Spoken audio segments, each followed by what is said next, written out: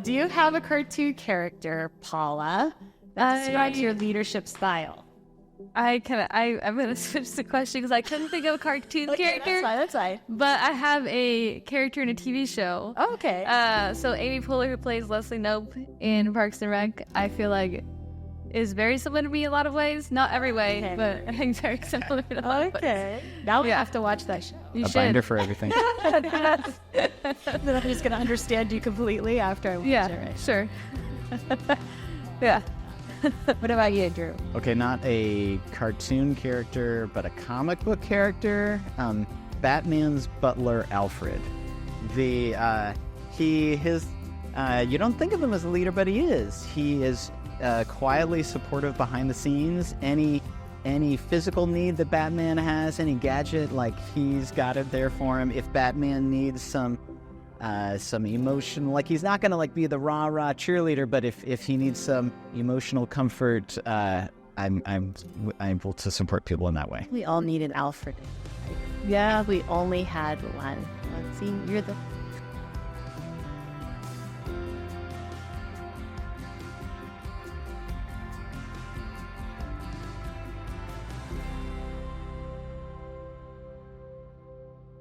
We are so grateful that you decided to tune in today to Grace Desert's podcast. We're going to have an opportunity to get to know one of our local ministry partners, and that is TRAC, Teen Reach Adventure Camp. And I have here with me today a couple of our directors. I have Paula and Drew, and I'm going to let them introduce themselves to you.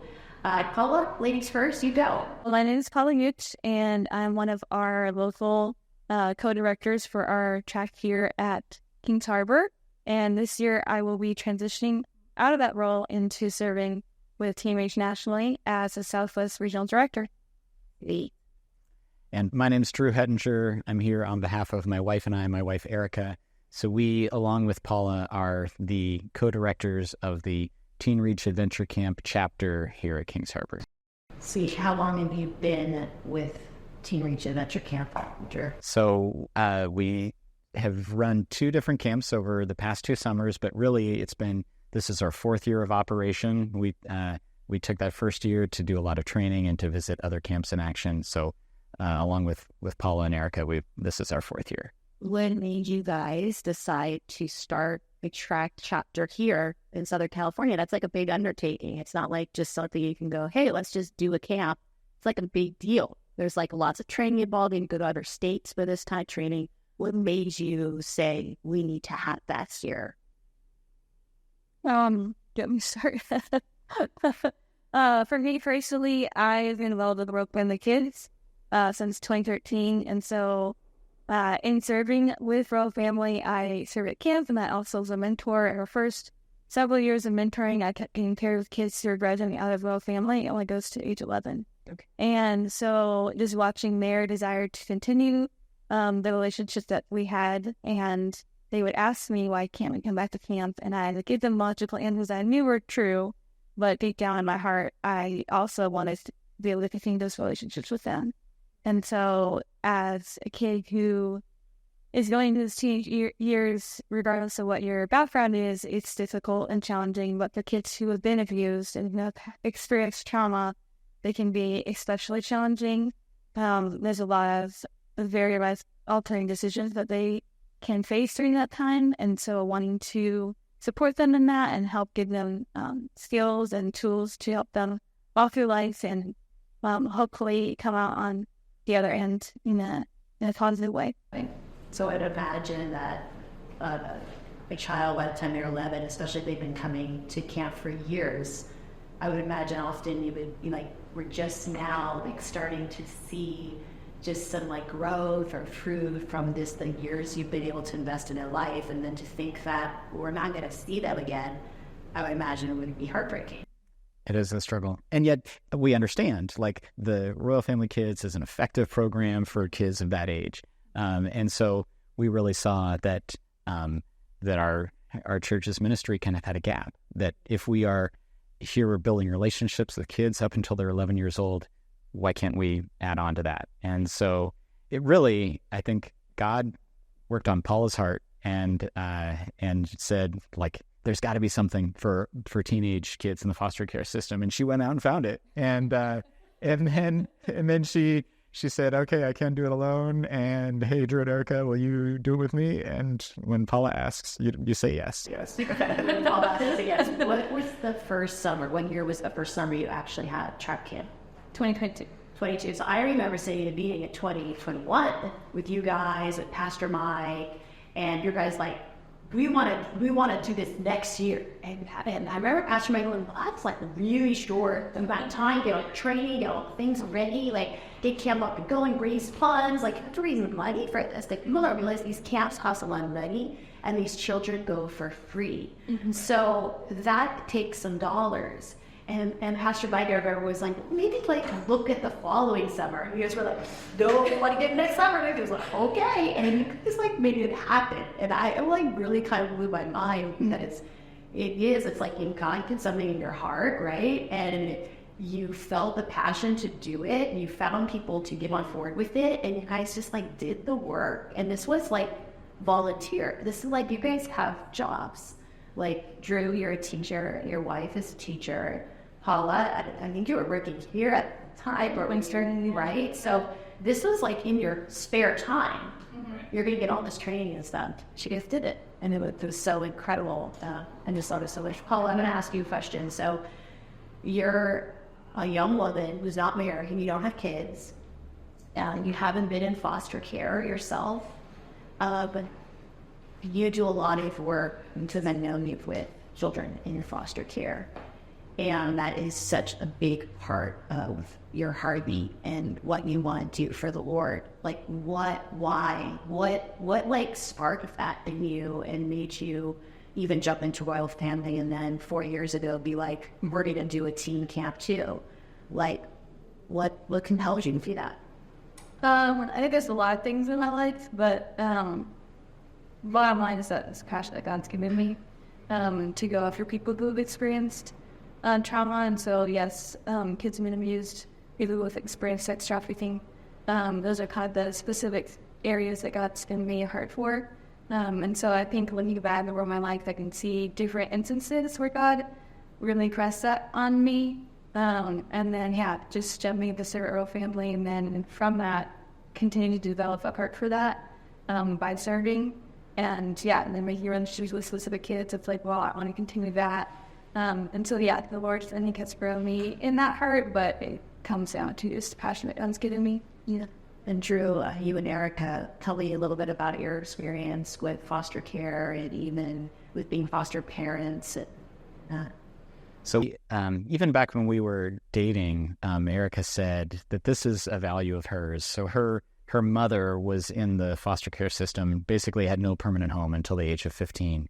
And living in that kind of, vulnerable situation and just experiencing lots of trauma is tough. But when she was adopted at age 15 by the Pick and Paw family, like that made a difference for Erica, like that she had grandparents, that she had stability. And so we said, like, this is a real value of ours. And it's a value of God's. It is like throughout the Bible, you see God saying, like, protect the vulnerable, like to serve, the widows and orphans and, protect them. And so we said, this is something we want to get involved in. And Royal Family Kids Camp was a great entry point for us. And so we served there, we served, and some of our kids served for multiple years. But I remember, like, after the first year coming back, and I thought that was a great week at camp, but these kids have so many more issues than you can resolve in a week, and you've got to do something more. So then I became a mentor, and again, that was meaningful, but still you're only with them, a couple of hours a month. And so really it was there that we just felt compelled, Drew and Erica, like God was calling us, like, you need to become foster parents. And so we had multiple placements over several years, and then COVID hit, and sort of our situation with being both Eric and I working, teaching high school, made it tricky to have foster kids at home. And it was right at that point when Paula said, let's start this next chapter for Kings Harbor to invest in these kids. And so we said, let's do it. This is a good time. love that so much. What if share some of the challenges you've had over the years, maybe with working with foster kids, foster families. It can't always be easy. It seems like the Lord never calls us into anything that's easy. I have no idea why. I wish he would. But I'm sure there's been many challenges, times that we were just like, this is really hard. And being foster parents, you'd be like, this is hard on our family. This is hard on our marriage. This is hard on my life. I'm a young woman. I would like to have a social life as a free time, but like this takes up a lot of my time, a lot of my energy, a lot of my space. Maybe share how that has affected you and how you've seen how maybe in your life where you've seen the challenges, but how you've risen to the occasion or how it's grown you as a person. Maybe we'll start with you, Paul, but I'd love to hear from both of you on that. Yeah, I think, honestly, I think in serving this population, God has grown my faith in tremendous ways. And so that's just the bottom line for me. That yes, it's not always easy, whether it's working or serving at Royal Family or Teen Reach, but also other jobs I've had with kids who've been abused and just seeing how they react to things, and a lot of spiritual warfare too. So just a lot of different things that I've experienced with this population. But through it, that's how my faith has grown so much. And so praying very specific prayers and watching God answer them has been so cool. And part of it, too, is that, we're praying, or I have been praying prayers for, again, this population, for working with different situations. But they're prayers that are God's heart, like that he's after these kids, this population. He wants them to come to him, and so asking him for those things he's faithful to answer. That's, I think, the way that I've seen challenges of just caused me to be dependent on him. And yes, you can get training, yes, you can hear stories and develop yourself, and I've done that, but ultimately it's trusting the Lord. You talked about in those times of challenge of how it's grown you in your faith, but also in your prayer life. Mm-hmm. I remember specifically you mentioning a story to me about a young boy who had been in Royal Family and either had moved away or aged out, but you lost contact with him, but you continued to pray for him, and you had these memories from camp with him. And I think you said you had a little stone that you guys made together, some rocks, and how just as you continued for years to pray for him, not seeing him, you found him. I mean, share a little bit about that, but just the power of prayer, but also just like sometimes like when something feels a little out of our hands, like but yet prayer with God, all things are possible. Like it was just powerful. Share that. That's a really cool story. And there's a lot of details that, just point back to ultimately the Lord. But with him specifically, I met him when he was 9. He came to Royal Family 1 year, and he was a difficult kid in the sense that he was very quiet, rarely spoke the whole week, and had a lot of PTSD flashback moments. And so we'd have to sit with him, and he'd cry and kind of work through that. And he actually left camp screaming, crying, and that's the way that it ended. And I remember feeling the moment that the bus drove away of like, oh, I don't think I'm ever going to see him again. And it was such a strong feeling where I was like, okay, I don't know if this is God, but like it was very clear. And processed through that, I was potentially going to mentor him that fall, and then it ended up he moved out of state. And so I had to come back to, okay, God, like maybe that was you, and I just have to pray, and that's all I can do right now. And then even in that years of time, different moments where God reminded me of his faithfulness. Again, specific prayers that I asked God to show me that he was faithful, and he did. And then this past summer of 2023, he was 15 at that point. And I came back from Royal Family in July. TRAC is in August. And we had some kids drop out, so we had extra space. And I came back from Royal Family, and I had this kid on my mind, and I was like, okay. And I just felt like, oh, I'm supposed to, and I was like, oh, I just had this thought of, I'm supposed to look for him for TRAC. And I was like, that's kind of odd. I thought I was never going to see him again. And where do I start? How do you find a kid you have no contact with? So anyways, so then I was like, okay, God, if it's going to happen, it has to be you. So I obviously prayed about it. I told people I was looking for him. And then I just went down the list and I kept hitting roadblocks. So like, okay, well, that's not going to work. There's no answer there. I found out he got adopted. And so and I found other kids from our family that we had lost contact with. And so the process of that, part of me started wondering, well, maybe that was all God wanted me to do, just having some closure and finding other kids. And then all of a sudden I was like, oh wait, there's one more person I'm going to try. And I tried, and within like 6 hours got an answer back from her, talked to his adopted mom. He signed up for camp and he came and it's a very crazy story, but part of it too was his mom was getting surgery that weekend. They had no place for him to go. So that even for their family was a blessing. And then he came to camp and he like remembered me by name. And all the time too, where it's like praying for him, like, God, can he just know you? Like that's the point. And like, if he doesn't even remember me or any of us at Royal Family, like just, I want him to know that he's loved. Right. But he comes to camp and he knows my name. He remembers me, doesn't remember anybody else. I looked after the fact as the application. I don't think I told you this, but his mom specifically wrote on his application, he doesn't remember things. It's like, what? Wow. But then also the whole thing too, where it's like, he's in school, he's in tennis, he's, again, adopted and all these great things, thriving. And yet for 6 years, we had no contact with him. Wow. And so I think seeing that has been humbling of just recognizing it's not us. Like all of that was God. It had nothing to do with us. Yes, we prayed and we hope and believe that God can work on his life, but I had no contact. So I couldn't take any credit for any of that. That's all God. But how incredible to think that he came to camp for 1 week. Mm-hmm. You weren't even his counselor that week because they don't put women with boys. Yeah. But because he was so introverted and withdrawn, he just ended up hanging out with you a lot. Mm-hmm. But just by you showing up that week, and I remember you even telling me you didn't think you were going to make it to camp that year. Mm-hmm.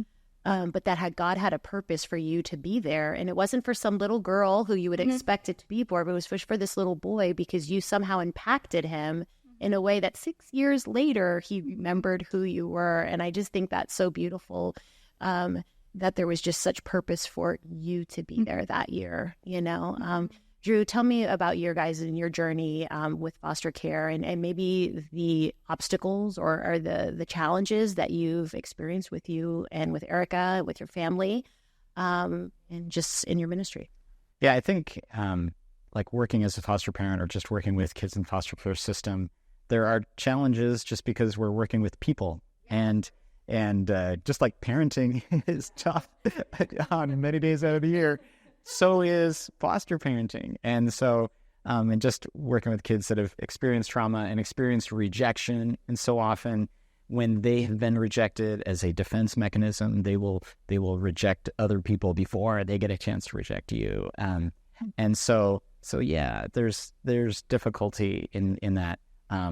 But at the same time, like when I think about the placements, the foster kids that have been in our family, like I also know that those kids are just like every kid craves stability. They crave parents that love them. They crave a nurturing environment. And, like you've known a kid for 30 minutes and they're calling you daddy, like you got to love that. So I want to provide for that kind of thing. So, but I think what it has taught us is like just patience and just a willingness to to pray for these kids because their problem, and not problems, but just the obstacles they're facing in life are beyond my capacity to resolve. But God has the power to change lives, and so the power of prayer and just to be patient and serving and willingly. I'm going to love you even if you reject me. I'm going to keep loving you, and because I have been loved, I can love others. Okay, so let's transition to talk a little bit about camp itself because it's called Teen Reach Adventure Camp, right? So if someone wants to serve with TRAC, more likely that's the opportunity and the place for them to serve. So what does like a typical day at camp look like? Like how long is the camp? And what does a typical day look like? And what might someone's role be if they signed up to serve at camp? So the camp is, we have separate camps for boys and girls. At these ages of 12 to 15, we've realized that when you do it co-ed, there's a lot of distractions that we wanna cut out. And so there's a boys' weekend and a girls' weekend. The kids they check in Friday morning, and we meet them up in the mountains at lunchtime. So we're there. Camp goes from Friday lunch through Saturday and then into Sunday afternoon, and then they come home. And also, it's just 3 days because these kids have more going on in their lives, more commitments, and they also have autonomy. And younger kids, maybe a foster parent could say, "You're going no matter what," but these kids, they get to make their own choices, and so we don't want to overwhelm them with a crazy commitment. But those 3 days are enough for a powerful experience. Like you ask, what's the day going to be like? We do all the sort of camp things. There's a cabin that they're, with other peers of a similar age. We've got a lake. There's lake activities and swimming and all those sort of zip lines and camp stuff like that. But the daily experience that I am the most excited about is this thing called a challenge course, where they're kind of put with some specifically trained facilitators to take them through a set of challenges. And it's not like life-threatening. And they're not, suspended 20 feet in the air, but still just like tasks, problems that they've got to solve that even adults might have a hard time doing, that are going to test your resilience, that are going to test your frustration. And so we kind of take them through these challenges and then debrief and really try to draw out new skills in them of leadership, of communication, of resilience, of cooperation. These are things that to thrive as a teenager today in our country that you need, especially if you don't have other people like advocating for you, like you're going to need these skills to thrive. And so I really love this part of camp, the challenge course, to teach them those things. Can I add, just to clarify? Yeah. So as a volunteer, camp actually starts Thursday because we have time to prep for the kids. And then there's a group of people, either you serve on staff basically, or you serve as, we call a guide, which is a counselor. Okay. And so the guides are assigned specific kids. They're in their cabin. They go with their group throughout the weekend. But then staff help support. And so guides are the same gender as the kid, but support staff are mixed. And so even though we have separate boys and girls weekend, we have adults who serve both weekends. Sure.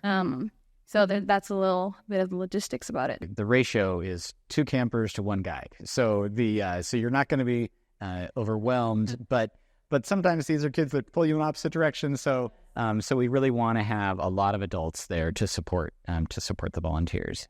But the most kind of if for volunteers that are coming to work at camp, like the most likely thing you'd be doing is working as a counselor with these kids. Yeah. Okay. And like our overall ratio is close to 2 adults to every kid. So yes, you're paired with 2 kids, but there's so much support staff around you that you're never going to be alone. Right. You're always having people. Yes. Excellent. Yes. Do not like being outnumbered. Not with children. That's when everything went crazy in my house when Tom and I were outnumbered. Not good. So how would someone get involved with camp? They're like interested. What would be their first step? What should they do? First step. So if you want to serve at camp, the process is to go online. Yep. Fill out the application. If you're a new volunteer, we interview you just as a way for us to get to know you, see what would be a good fit for you. And then there's training process that you have to go through before we go to camp. Because we want to make sure that you're feeling equipped as you go there. So there's training about working with kids from vulnerable populations. But the like what I was describing, the challenge course, those volunteers are special volunteers that are kind of trained separately to set that up. So honestly, the most volunteers just need to be willing to serve, willing to work with kids, and then to fundraise too. Like you said earlier, the camp costs tens of thousands of dollars, and the kids don't pay a dime. And we want that. We want this to be a gift that we give those families, but it still costs us money, and so we self fundraise, and so that's part of I love that. the commitment too. What is your one of your biggest goals for this year's camp, for 2024 camp? Do you have? I mean, sure you have big goals, but what are you hoping for? So I don't know if you have. I have goals. My goal. Both of your goals. All the goals. For a full camp. Oh, okay, that's the same goal. Good. I figured. What would be a full camp? How many kids in each one? 32 girls, 32 boys. Okay. And we've already been doing things to kind of help us get there. But that's our goal. And with that goal comes the need for that many volunteers so that we can have that many kids. Twice as many. Yes. Well, yeah. Yeah, if you're having a 2-to-1 ratio, right? Yes. Right. I'm not good at math, but I know that Right. I can double the number. That's 64 volunteers. That's a lot. Yeah, that's a lot. Okay. So we need volunteers to work with all those kids. But also what we've noticed with this population is like sometimes things change at the last second. Like we saw this last year with our girls' weekend, is that we had commitments like just days before commitments, and then, a girl gets COVID, and then, like a girl like changed placements, and then you like if multiple things happened, and at the last minute they can't go. So part of our goal with when we say the full camp is we want to really be serving 32 girls, 32 boys, almost like we want a waiting list, and we want it to actually so to pray. That's even something to pray that the kids are going to be able to come, and that God's going to use the weekend to impact their lives. Yeah, I do want to talk about like how we can be praying for you. But before we get there, just thinking about camp and serving and volunteering, I'm sure you hear often like someone say, I don't know if I'm not that good with kids, or I don't even know that I like kids that much. Like, I don't think that's necessarily my gifting or my calling. I'm sure you've had people, they're like, but there's a need, and I'm willing to fill that need. What have you seen with people who've come in that mindset or that thinking? And I would probably describe myself as someone who's not that great with kids and a little scared of teenagers personally. Like when I'm around teenagers, I still feel like I'm back in high school sometimes and feel like I'm not one of the cool kids. Like they're not going to like me, So I think a lot of people go in with teenagers, especially like they're not going to like me. That's kind of scary. Like everyone wants to feel like they fit in and that they're serving in a space that would work for them. Like, what do you say to that person? I think what you were talking about earlier. Yeah. So I'll share a little bit of my background. I would say in the last 5 years ago, I think is around the time. But before 5 years ago, I never saw myself working with teens. I worked with kids in CM and rural family. That was what I did. Yeah. And I just had this perception of I'm not cool enough. I don't know pop culture. I would not be good with teens. I don't know what I could add to their life. I just don't think I could do that. Right. But God patiently and graciously changed me in that and changed my heart in that over time.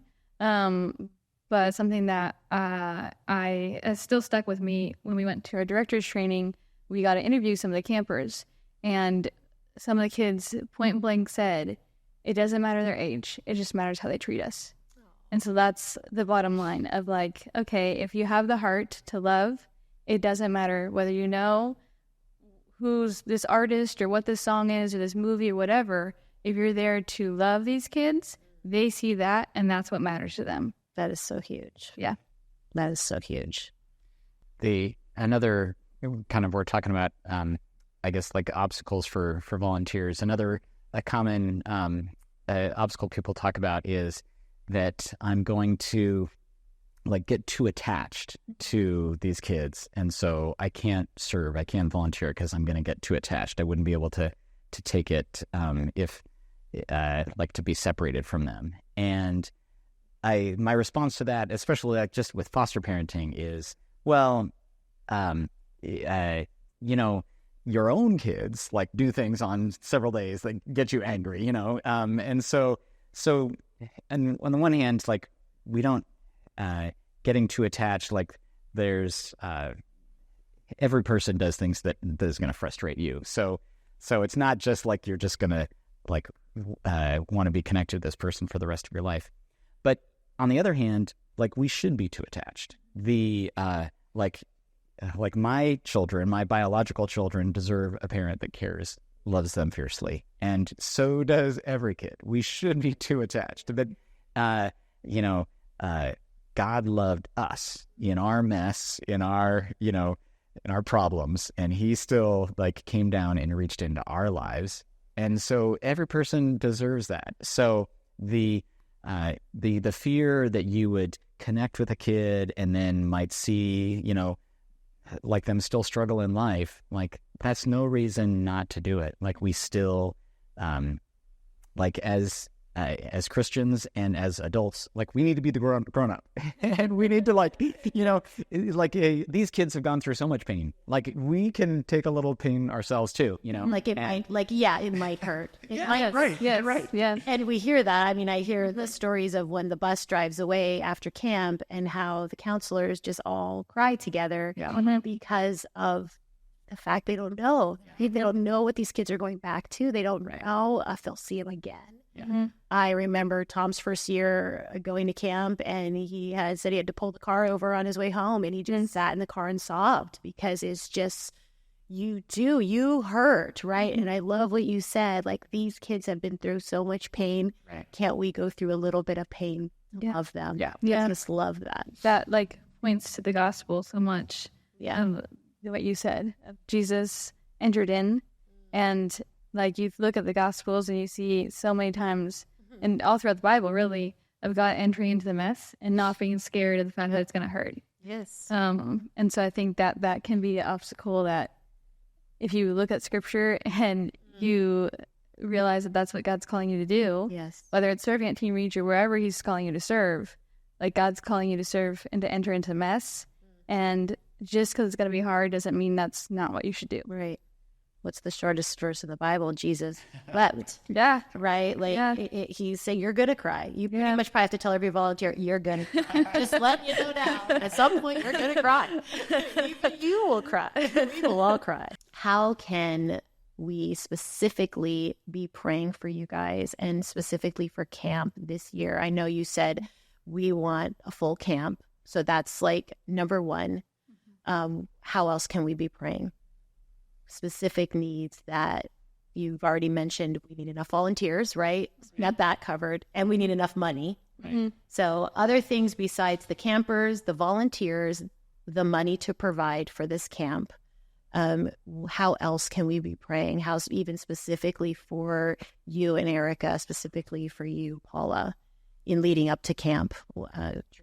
Pray logistically for weekends. Last year, there was a hurricane during Southern California. That's sort of cut things short. We had to adapt on the fly. The location is good, but also there's some obstacles with things that can go wrong there. It's quite old, and then the dates and conflicts with other groups. Pray that just logistically things work out so that the camp can happen well. Pray. We haven't talked about it yet, but there is a sort of a sister organization with us called TRAC Life, so Teen Reach Adventure Camp Life. It's a mentoring program, and we're growing that already, but we want to grow it even more. So pray for mentors, for people to volunteer there, and I guess to pray for us just as leaders. This is, I think Paula and Erica and I, we're all stepping out of our comfort zone some to be leading this effort, so it doesn't come natural to us, all of it at least. So to pray for us as we do the trainings, as we are kind of making the connections with kids and making decisions about sort of who's in what roles, that our sort of feeble efforts would produce something that's really going to serve this population well. Yeah, I agree with all those. I think specifically just touching on the location, looking forward of trying to figure out next year and beyond. So I think just wisdom, if we stick with this place, if we try and look for another place, which we've looked, but that we would find the right place if it's supposed to be someplace different. But other than that, I think I'd agree with everything that Drew said. I don't want to forget, because you touched on something that I think is important that we mention, is TRAC Life and the mentorship program. And it's, some people be like, well, what happens to these kids afterwards? And so maybe share a little bit about the opportunity that they do have to be a part of TRAC Life. What does that look like for the kids? Yeah. So TRAC Life goes actually 12 to 18. So if a kid has gone to camp, the volunteer has gone to camp, they can be mentored even beyond the time they can go to camp itself. Love that. Yeah.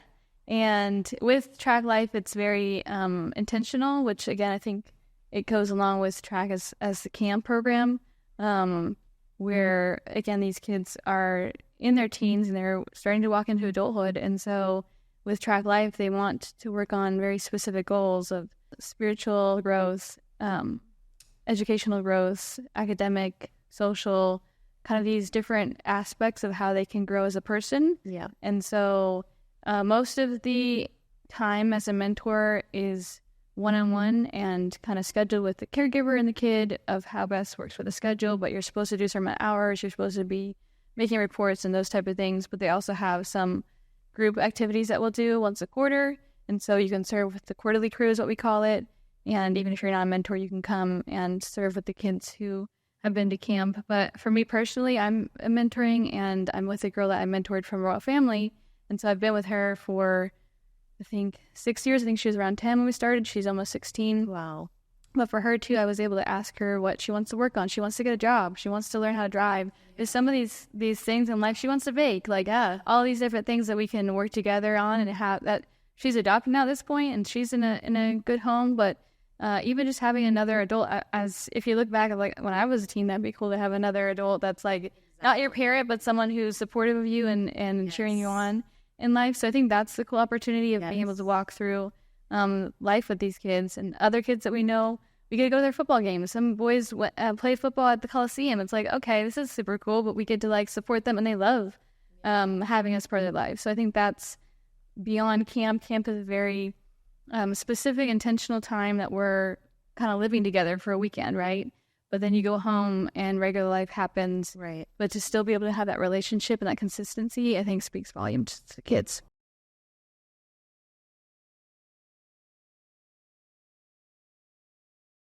So amazing. Yeah. You guys have had camp alumni come back as adults and serve at camp many times over.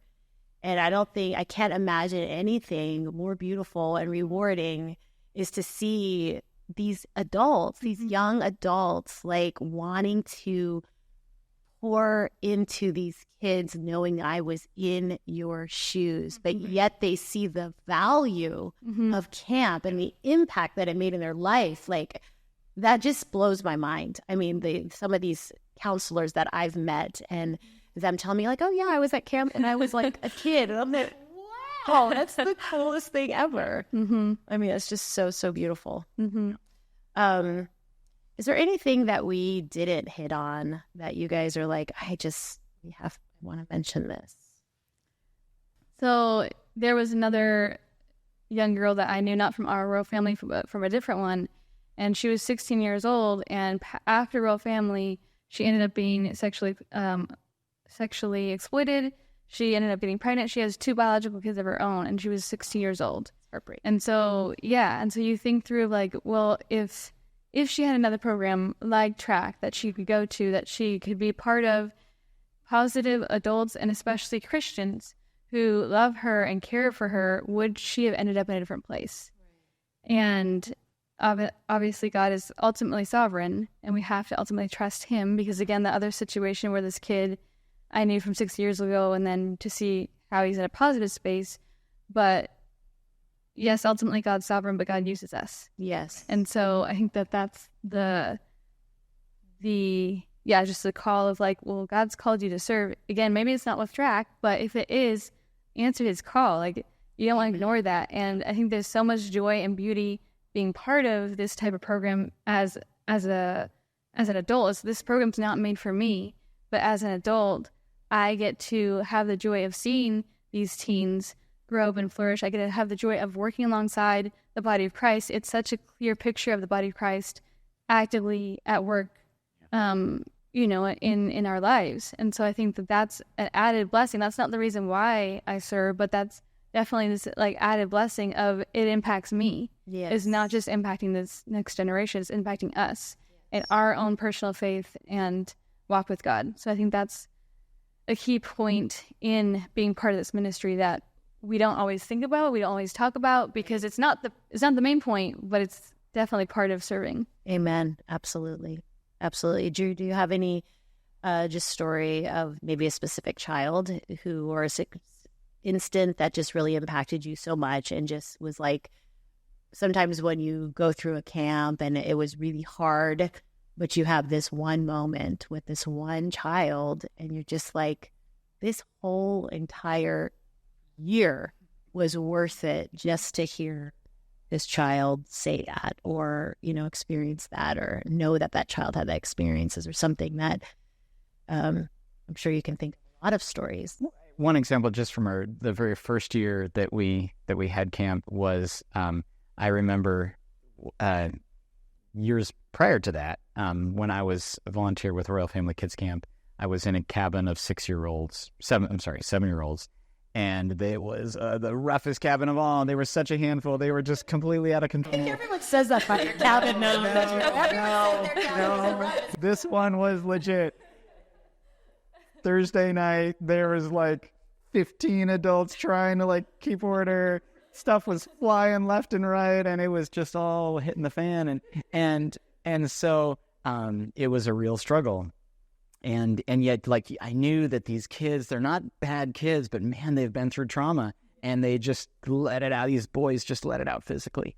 And so fast forward, so I kind of was in this cabin, fast forward to our first year of camp, and these same kids, years later, were now our first year of Teen Reach, or TRAC camp. These kids had been gone from Royal Family because they were older, but they were 15, and they were kind of the maximum age that they could be. And these a couple of boys individually, I remember, I was there when you were 7, and now here it is 8 years later. And they came back, and it was remarkable, the change. It was remarkable to see these young men just respectful and in line for lunch, and no, you go first, and just being so kind and respectful to grandma and grandpa at the camp. And it was a beautiful thing, and to hear share some of their stories of what their life is like at school, and you kind of look, and again, God is sovereign over their lives, but one thing I know that made a difference was Todd Dorham had mentored these boys for years, and it was difficult, and he shared with me, I know, many struggling days, but when I saw the difference from age 7 to 15, it was beautiful. And it's the point is that God does use us, to have a positive impact on these kids' lives. Even though that 1 year was so wild, and you probably thought well, these kids would probably never want to come back because we're just wrangling them the whole time. There was obviously something about it that they experienced that at 15, they wanted to come back and to be in that space again and be with those people again. They obviously felt God's love in spite of their behavior. They didn't feel rejected, and they felt loved, and that's so awesome. I can't tell you what a joy it's been to sit and talk with you guys, but just how amazing you guys are. And Erica, I'm sorry that she couldn't be here, that we couldn't figure out a time that would work for her too, because she's your better half. You're awesome too. Your other half. But you guys, in the work that you're doing and how you go above and beyond for these children is just so beautiful. It just shows the heart of God that both of you have. It's inspiring, it's challenging, it's convicting, it's what it should be. And I just love how you're living that out and what you're doing. So I just thank you guys from the bottom of my heart.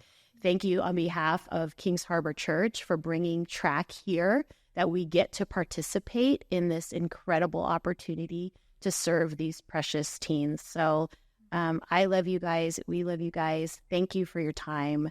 Thank you for joining us. Or can I say yeah. Last thing is thank you to Kings Harbor. Thank you to the church. Paula and I represent Teen Reach as a ministry, but it is not, and Erica, but it is not the three of us. It is a entire team of dozens of people that this would not happen without this church, with the support of the church body. So I love that we get to do this with you guys. Like, it's just such a joy, and it's so cool, and that we get to be a part of it in whatever capacity each person in this church gets to be a part of it. It's like our joy and our privilege. God is great. Thank you for joining us. We hope to see you next time.